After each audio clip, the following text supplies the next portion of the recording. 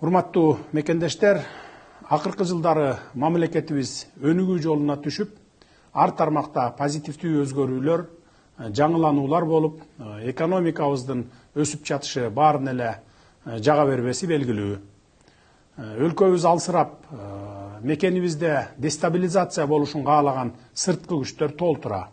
Ошондуктан сырткы душмандар биздин ички иштерибизди өздөрүнүн ыңгайына жараша талдамыш болгондордун жетегине кирип, сөздөрүнө ишенип кетпеңиздер дейт элем.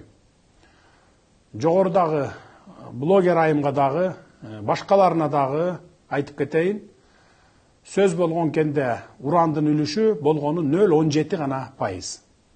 Ал жакта негизги кен бул титаномагнетит. Титаномагнетитти алып кетсек, уран да тазаланып калат.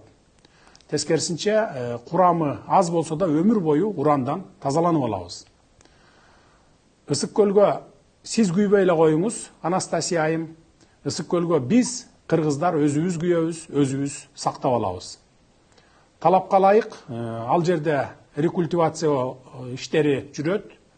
Кендин өзүндө да, өлкөбүздүн аймагында дагы эч кандай уранды байытуу иштери жүргүзүлбөйт. Муну мен буга чейин да айткам, азыр дагы кайталап айтып жатамын. Урматтуу кыргызстандыктар, негизи эле биздин экономикабызга пайдасы гана тие турган ири долбоорлор башталаарда кайдан жайдан тышкы күчтөр жанданып башташат. Эсиңиздерде болсо, дал ушундай элди дүрбөтүү аракеттери 2019 жылы Нарын облусунун Атбашы районуна логистикалык борбор салынаарда дагы орун алып, тилекке каршы бул максатты көздөгөн душмандардын тилеги ийгиликтүү аяктаган. Анда инвесторлор 280 миллион доллар салып, ири логистикалык борбор курууну пландаган болчу.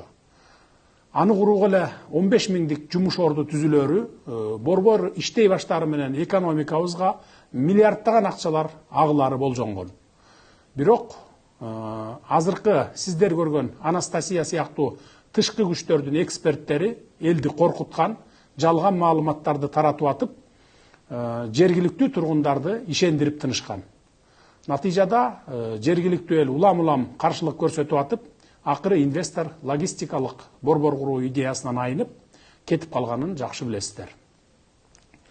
Андан көп өтпөй, ошол эле каршы чыгып жүргөндөр, кап ошондо бекер эле каршы болуп турбуз деп өкүнгөнүн дагы көрүп жүрөбүз. Азыр эми чакырганга келбеген, ымдаганга зар болот болуп турабыз. Ошондуктан, урматтуу мекендештерим, сиздерден ак караны, дос душманды ажырата билиңиздер. Азыркы оомал төкпөл дүйнөдө интернетке чыккан ар кандай маалыматтарды тыкыр талдап, анан кабыл аласыздар деп кайрылып отурамын. Тышкы душмандын айткан сөзүнө ишенбейли, алданбайлы. Биз баарыбыз өлкөбүздүн ички иштерине башкалардын аралашуусуна жол бербейли.